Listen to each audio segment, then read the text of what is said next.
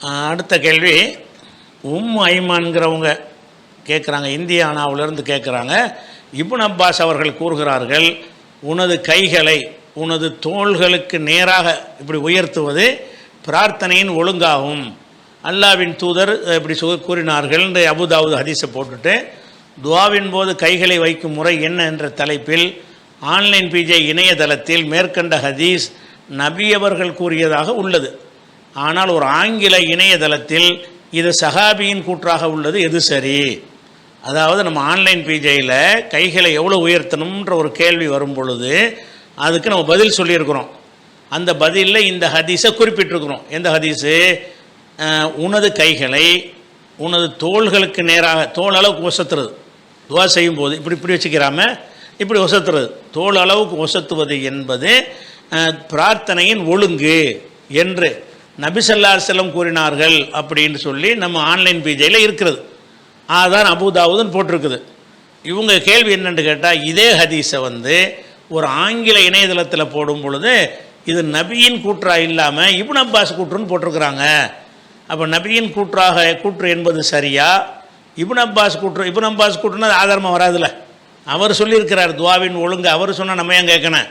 அல்லாஹ்வுடைய தூதர் சொன்னால் தான் நம்ம கேட்கணும். அப்போ அல்லாஹ்வுடைய தூதர் சொன்னாங்கன்னு நீங்கள் போட்டிருக்கிறீங்க. அதே ஹதீஸை ஒரு ஆங்கில இணையதளத்தில் போடும் பொழுது இது சஹாபியின் கூற்றாக சொல்லியிருக்கிறாங்களே, இது சரியான்னு கேட்குறாங்க. அது அந்த ஒரு ஹதீஸ் தான். அது ஒரு ஹதீஸைத்தான் அவர்களும் மேற்கோள் காட்டுறார்கள், நம்மளும் மேற்கோள் காட்டுறோம். அந்த ஹதீஸு ஒரு ஹதீஸ் 2 in 1, 2 ஹதீஸ் இணைந்த ஒரு ஹதீஸ். அது அந்த ஒரு ஹதீஸ் அது அபூதாவுதில் 1274வது ஹதீஸில் இப்னு அப்பாஸ் சொன்னார்னு அந்த ஹதீஸ் ஆரம்பிக்கும். அந்த பகுதியை மட்டும் பார்த்தா என்ன செய்யும்? இது இப்னு அப்பாஸ் கூற்றுன்னு தெரியும். ஆனால் அந்த ஹதீஸை முடிக்கும்போது எப்படி வரும்னு கேட்டால், இன்னொரு சனதை போட்டு அவர் என்ன செய்வார்னு கேட்டால், ஹதஸனா முஹம்மது இப்னு யஹ்யா இப்னு ஃபாரிஸ், இது 2 ஹதீஸு நம்பர் போடாமல் ஒன்றை இணைச்சி விட்டாங்க. இணைச்சி விடும்போது அந்த 2வதுல என்ன வருதுன்னு கேட்டால் ரசூலுல்லாஹ் சொன்னதான் வருது. எப்படி வருது? ஹதஸனா முஹம்மது இப்னு யஹ்யா இப்னு ஃபாரிஸ், ஹதஸனா இப்ராஹிம் இப்னு ஹம்சா, ஹதஸனா அப்துல் அசீஸ் இப்னு முஹம்மத், அனில் அப்பாஸ் இப்னு அப்துல்லாஹ் இப்னு மஅபத் இப்னு அப்பாஸ், அன் அஹீஹி இப்ராஹிம் இப்னு அப்துல்லா அனிபினி அப்பாஸ் அன்ன ரசூலுல்லாஹி ஸல்லல்லாஹு அலைஹி வஸல்லம் கால, ரசூலுல்லாஹ் சொன்னார்கள் என்று இப்னு அப்பாஸ் இதையே அறிவித்தார்னு வார்த்தை போட்டால், மொத்த ஹதீஸை போடாமல் இந்த வழியாக இதே செய்தியை ரசூலுல்லாஹ் சொன்னதாகவும் இப்படி ஒரு சனதில் இருக்கிறது என்று அபூதாவுது கொண்டு வந்திருக்கிறார். அப்போ இந்த ஹதீஸ் சஹாபியின் கூற்றாகவும் உள்ளது, அதே ஹதீஸை ரசூலுல்லாஹ் கூற்றாகவும் உள்ளது. ரெண்டையும் மெர்ஜி பண்ணி அபூதாவுது ஒரு ஹதீஸ்ன்னு போட்டார். ஒரு ஹதீஸ்ன்னு போட்டு என்ன செய்கிறாருன்னு கேட்டால், ஆரம்பிக்கும் போது இப்னு அப்பாஸ் சொன்னார்னு சொல்லி வருமா, வந்தவுடனே அதுக்குள்ளே இன்னொரு சனதை போட்டு இதே விஷயத்தை இப்னு அப்பாஸ் நபி வழியாக நபி சொன்னதாக அறிவித்திருக்கிறார் என்று அந்த லிஸ்ட்டை கொடுத்துருக்கிறார். இதை வச்சு தான் நம்ம என்ன செஞ்சோம்னு கேட்டால், அப்போ இந்த ஹதீஸை நம்ம போட்டிருக்கிறோம். ஏன்னா என்ன செய்ய, ஹதீஸ் முழுசாக வராது, என்னென்று வரேன், இதே விஷயத்தை அப்படின்னு வந்துடும். இதே விஷயத்தை ரசூலுல்லாஹ் சொன்னதாக இப்னு அப்பாஸ் அறிவித்திருக்கிறாரு.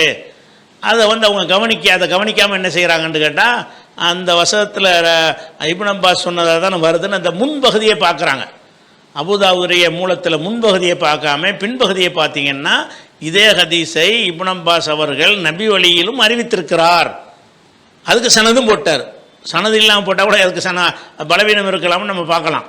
இதே ஹதீஸை இப்னு அப்பாஸ் நபி வழியிலும் அறிவித்திருக்கிறார் என்று போட்டு அதனுடைய வழி சனது என்ன என்பதையும் அபூதாவுது போட்டுறார். அதனால் நாம் சொன்னதும் சரிதான், அவங்க சொன்னது சரி, அவங்க முன்பகுதியை மட்டும் சொல்கிறாங்க. நாம் செய்கிறோம் அந்த ஹதீஸை பின்பகுதியில் நபி சொன்னதும் இருக்கிறது, ரெண்டும் கலந்து இருக்கிறது. அப்படிங்கிறதுனால ஒரு முரண்பாடு கிடையாது. அவங்க அந்த பின்பகுதியும் சேர்த்து மொழிபெயர்த்திருக்கலாம்னு பாருங்கள், அல்லது அந்த ஆங்கில இணையதளத்தில் அடுத்த ஹதீஸாக போட்டிருக்காங்களான்னு பாருங்கள். பார்த்தீங்கன்னா நபி வழியாகவும் இந்த செய்தி வந்திருக்கிறது என்கிற விஷயம் அதில் உங்களுக்கு தெரியும்.